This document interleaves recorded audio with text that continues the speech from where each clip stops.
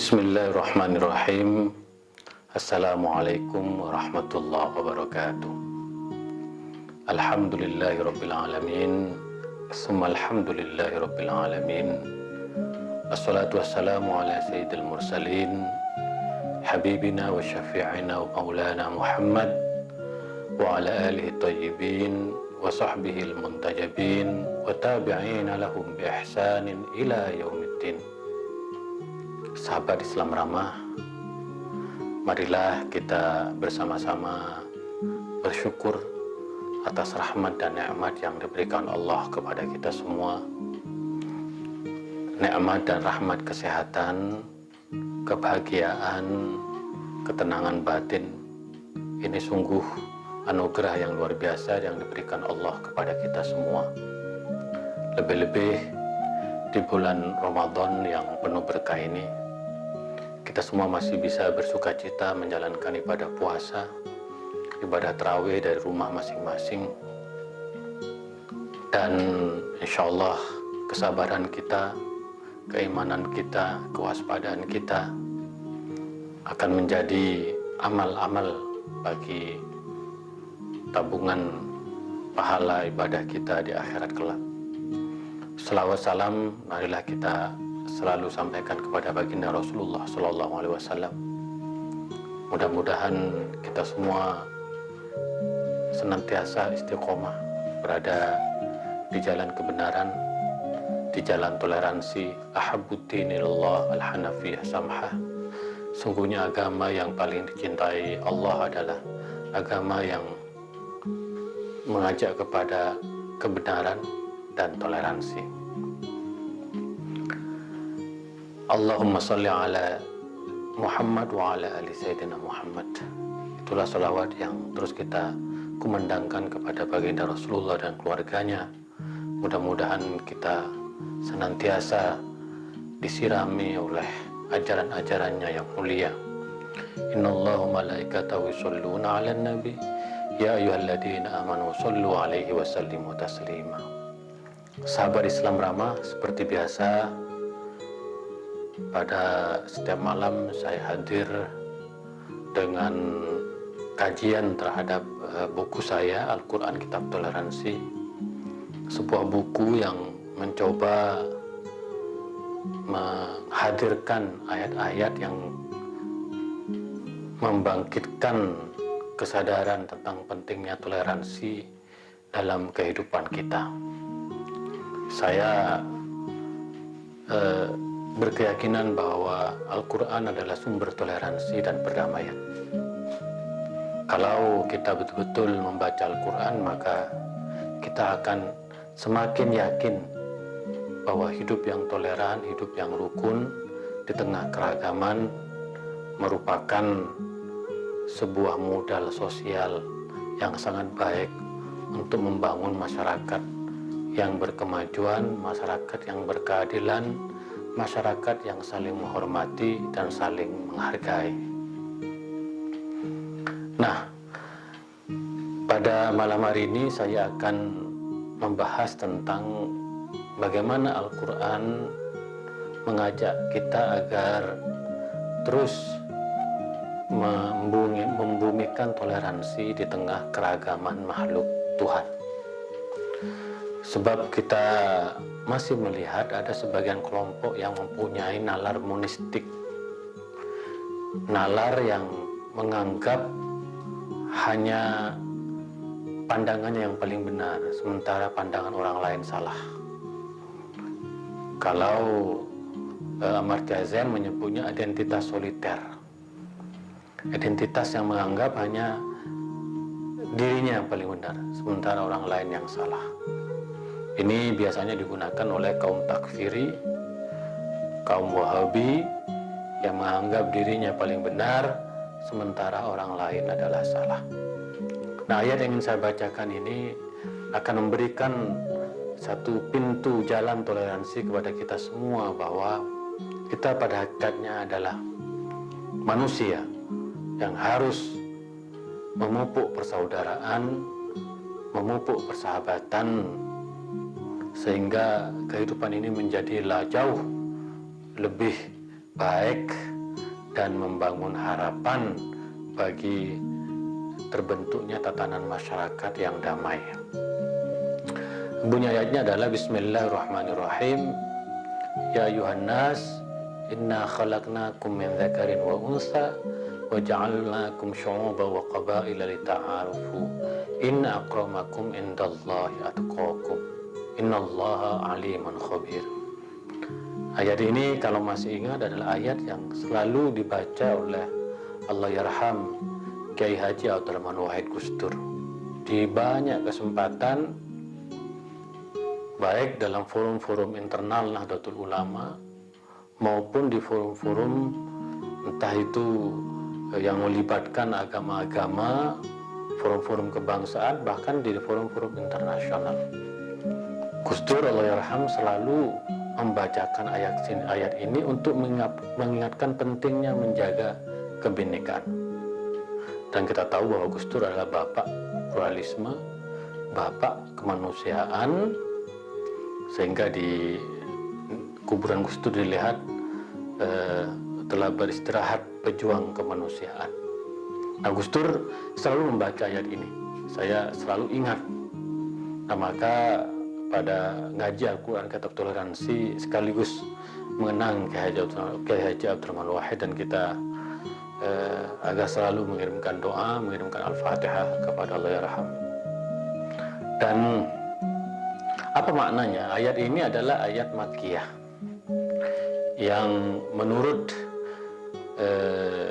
banyak ulama sebagai ayat yang bernuansa humanistik, dimulai dengan ya ayuhan nas, wahai manusia. Jadi bagaimana Al-Quran memanusiakan manusia, memanggil warga Mekah pada waktu itu dengan sebutan manusia. Itulah prinsip kesetaraan yang digunakan oleh Al-Quran. Maka banyak kalangan yang mengatakan bahwa Al-Quran sangat menjunjung tinggi manusia dan kemanusiaan karena ayat-ayat Makkiyahnya, ayat-ayat yang di dalamnya menyerukan, mengkonfirmasi, menegaskan bahwa kita ini manusia. Dan karena kita semua adalah manusia, maka tidak ada pilihan kecuali menjunjung tinggi kemanusiaan, menghargai manusia sebagai makhluk Tuhan, menghormati keragaman, dan mau hidup berdampingan secara damai di tengah kebinekaan dan keragaman. Jadi betapa luhurnya Al-Quranul Karim ketika menggunakan terma ya ayuhan nas, wahai manusia. Tidak lagi menyebut apa keyakinannya, apa kelompoknya, apa mazhabnya. Al-Quran menggunakan terma ya ayuhan nas. Nah, yang kedua, inna khalaqnakum min dzakarin wa unsa. Sungguhnya kami menciptakan kalian laki-laki dan perempuan. Ada dua makna yang tersimpan di sini menurut Al-Imam Ar-Razi dalam Tafsir Kabir dan Mafatihul Ghaib, bahwa Al-Quran menggunakan kata khalaqnakum, bahwa Allah yang menentukan kita laki-laki dan perempuan. Kita tahu bahwa konteks masyarakat Arab adalah masyarakat yang merendahkan kaum perempuan, masyarakat yang misoginistik dan masyarakat yang patriarkal, di mana laki-laki menempatkan posisi yang sangat terhormat dibandingkan dengan perempuan. Nah, keragaman jenis kelamin, keragaman gender ini dikonfirmasi dengan ayat ini. Inna khalaqnakum min dzakarin wa unsa. Wahai umat manusia, kamilah yang menciptakan laki-laki dan perempuan, maka kalian harus setara, tidak boleh di antara kalian ada yang mendiskriminasi antara satu dengan yang lain. Maka menurut Imam Ar-Razi, khalaqnakum itu bahwa Allah memang yang menghendaki kita ini berbeda jenis kelamin. Ada laki-laki dan perempuan, dan karena itu laki-laki harus menghormati perempuan dan perempuan juga harus menghormati laki-laki, sehingga ada keseimbangan di dalam rumah tangga, di dalam kehidupan. Apalagi menurut Al-Imam Az-Zamakhsyari mengatakan bahwa perempuan wa unsa itu mempunyai makna penting, karena perempuan itu simbol perdamaian. Maka di dalam tradisi Islam, perempuan tidak dilibatkan dalam perang. Hanya berperan dalam mengobati korban perang, menyiapkan makanan. Karena perempuan itu adalah simbol perdamaian. Nah, mari kita masuk kepada ayat selanjutnya. Wa ja'alnakum syu'uban wa qabaila. Nah, ini menarik sekali. Lalu Allah menjadikan manusia itu berbangsa-bangsa dan bersuku-suku. Maka menurut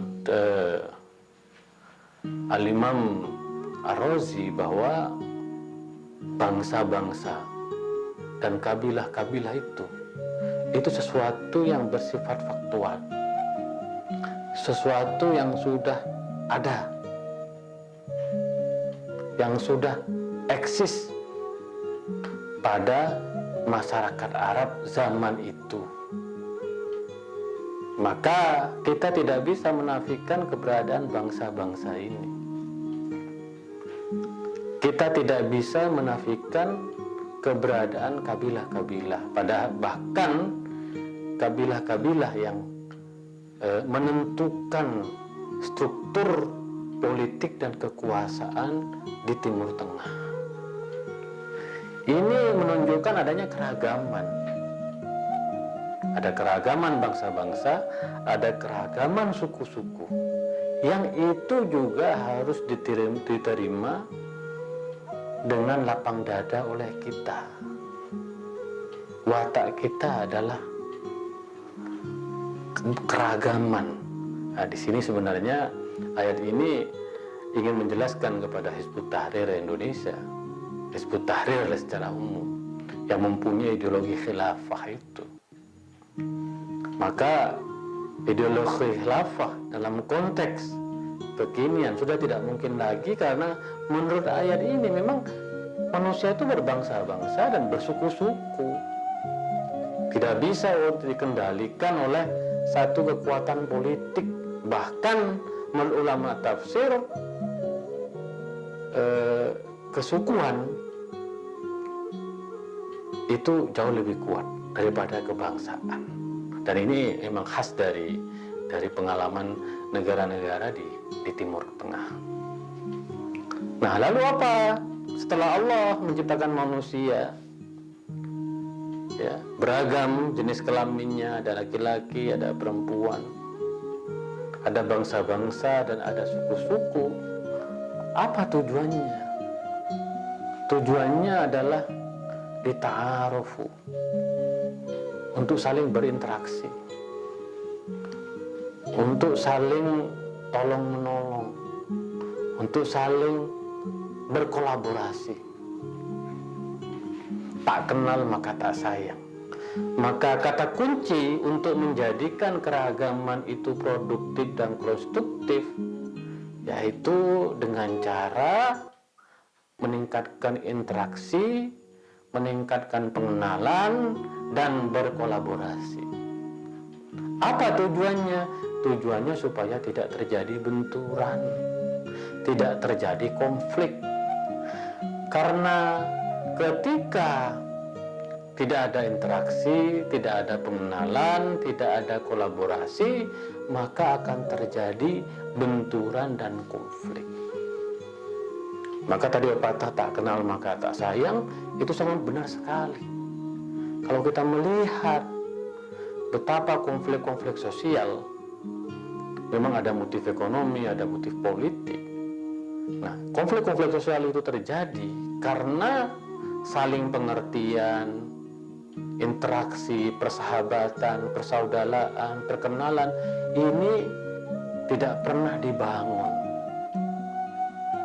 Masing-masing kelompok eksklusif menganggap dirinya yang paling benar, tidak mau bersahabat, tidak mau untuk saling berkenalan, mutual understanding. Mereka hidup dalam ghetto-ghetto masing-masing. Maka dulu, kalau melihat cerita dari orang-orang dahulu, betapa persahabatan, bagaimana Hadratus Syekh itu bersahabat dengan Ki Ahmad Dahlan, bersahabat dengan Aidit, bersahabat dengan Bung Karno, bersahabat dengan pemuka-pemuka Kasimo. Ta'aruf para pendiri bangsa kita itu sangat luar biasa, sehingga kemudian lahirlah Pancasila, sehingga lahirlah konstitusi sekarang yang menjamin kebinekaan. Nah, belakangan kita melihat begitu banyak kasus intoleransi, kekerasan, dan diskriminasi, diantaranya karena masing-masing dari kita mengalami krisis ta'aruf.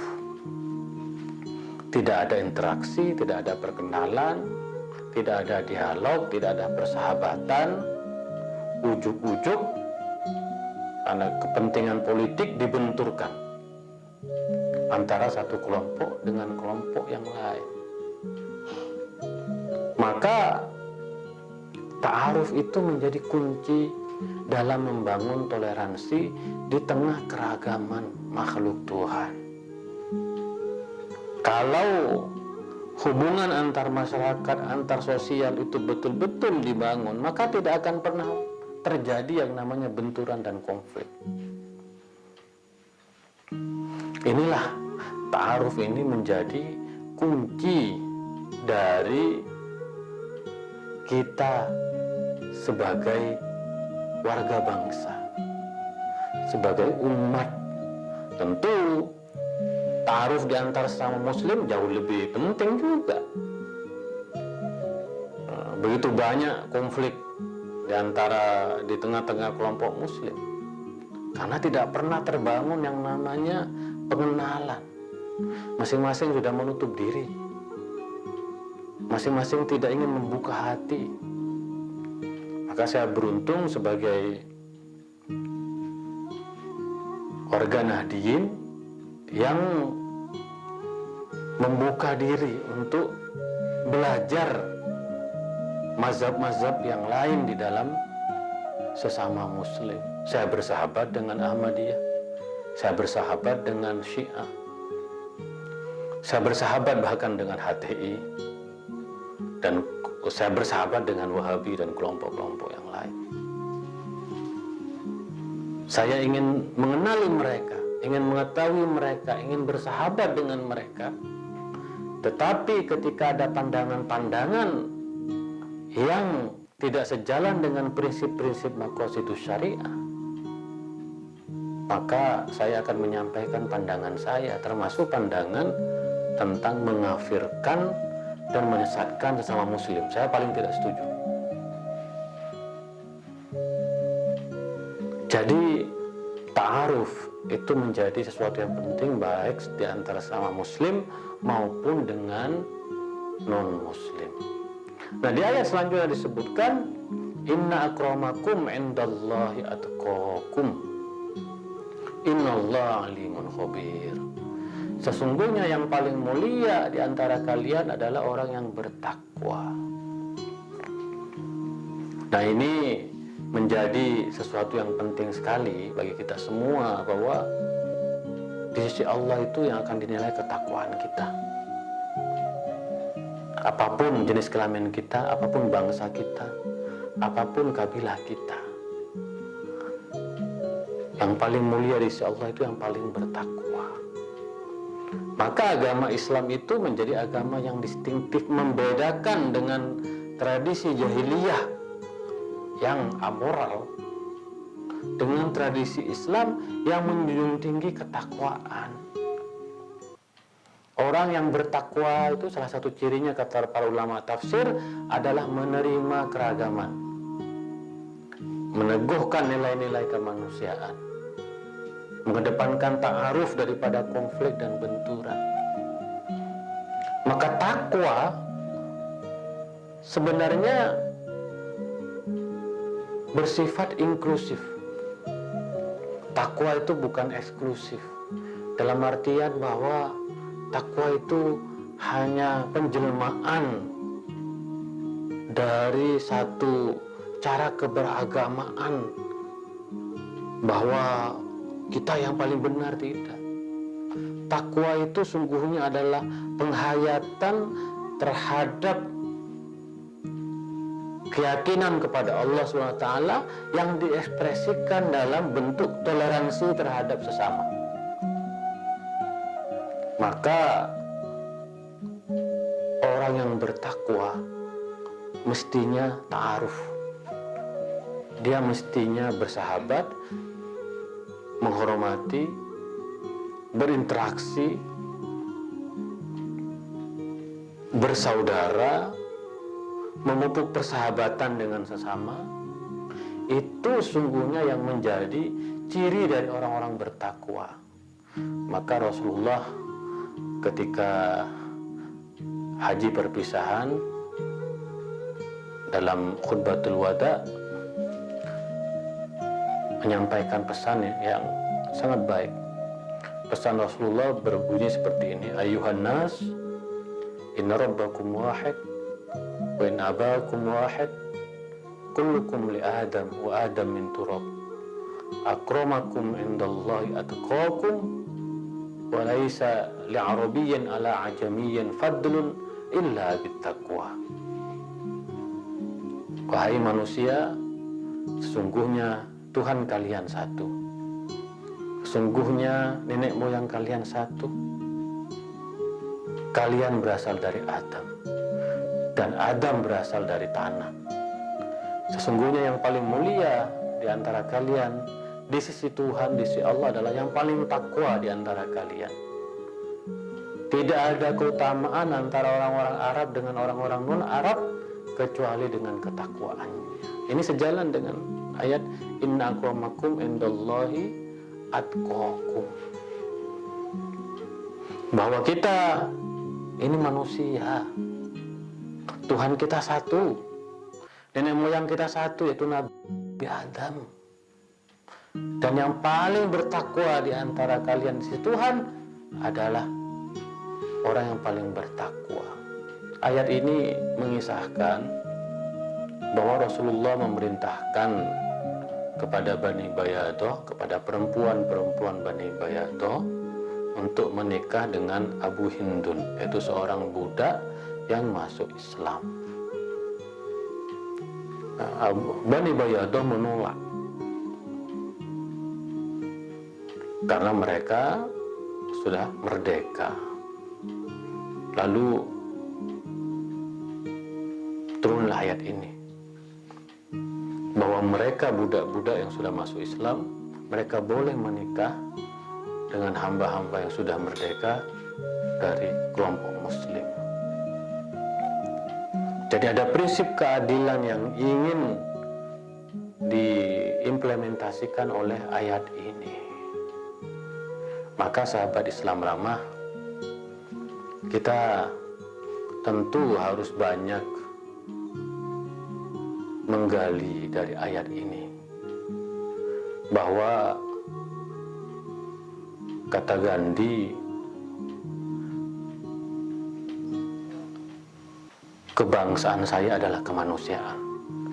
Nah, ayat ini mengkonfirmasi perkataan Mahatma Gandhi, bahwa kita ini di Indonesia,